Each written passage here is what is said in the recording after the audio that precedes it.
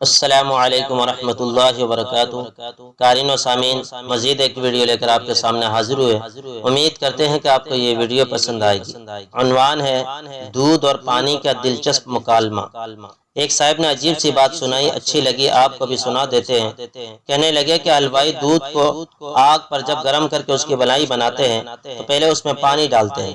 حلوائی لوگ کڑھائی میں جو دودھ ڈال کر گرم کرتے ہیں وہ فقط دودھ نہیں ہوتا بلکہ اس میں پانی بھی ملاتے ہیں، کیونکہ وہ پک کر خشک ہوتا ہے اور ملائی بن جاتی ہے۔ وہ عالم فرماتے ہیں کہ جب وہ حلوائی دودھ میں پانی ڈالنے لگا تو دودھ اور پانی کے درمیان مکالمہ ہوا۔ دودھ نے کہا، جناب میرا رنگ بھی گورا، سفید چٹا، میری قیمت بھی اعلیٰ، میرا ذائقہ بھی بہترین، میرے اندر غذائیت بھی بہت زیادہ۔ اے پانی، تیرے اندر تو ان میں سے کوئی بھی نہیں، نہ تیری شکل ہے، نہ قیمت، نہ ذائقہ، تو کیوں مجھ میں شامل ہو رہا ہے؟ میرے اور تیرے درمیان بڑا فرق ہے، میں اعلیٰ ہوں تو ادنا ہے، تیرا میرا کیا جوڑ؟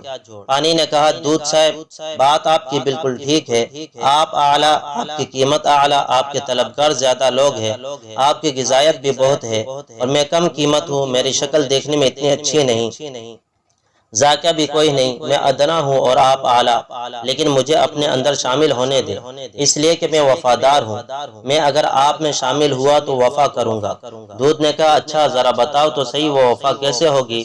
پانی نے کہا، جناب وفا ایسی کہ جب آپ کو آگ پر رکھ کر گرم کریں گے تو جب تک میرا آخری قطرہ پہلے بھاپ نہیں بن جاتا میں اس وقت تک آپ کو آنچ نہیں آنے دوں گا۔ یعنی جب دودھ میں پانی ڈال کر آگ پر پکاتے ہیں تو پہلے پانی اڑتا ہے، بعد میں دودھ کی باری آتی ہے۔ تو پانی نے کہا، جناب مجھ میں وفا ایسی کہ پہلے میں آگ کی غذا بنوں گا اور جب تک میں موجود رہوں گا اس وقت تک آپ بھاپ نہیں بن سکتے، اس لیے مجھے ملنے دیجیے۔ دودھ نے کہا، اچھا آؤ مجھے گلے ملو، تم اتنے وفادار، مگر ایک بات میری بھی سنو اور خوب ذہن نشی کر لو کہ جس قیمت پر میں بکا کروں گا قیمت تمہاری بھی وہی لگے گی۔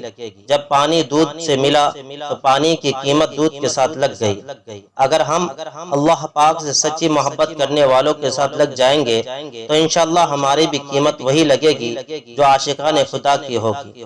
تو قارئین و سامعین، ہمیں بھی چاہیے کہ ہم اللہ والوں کے ساتھ اور نیک لوگوں کے ساتھ صحبت اختیار کرے اور ان کے صحبت میں رہے، ان کے ہم نشینی اختیار کرے، تاکہ کل قیامت کے دن ہم ان کے ساتھ اٹھائے جائیں۔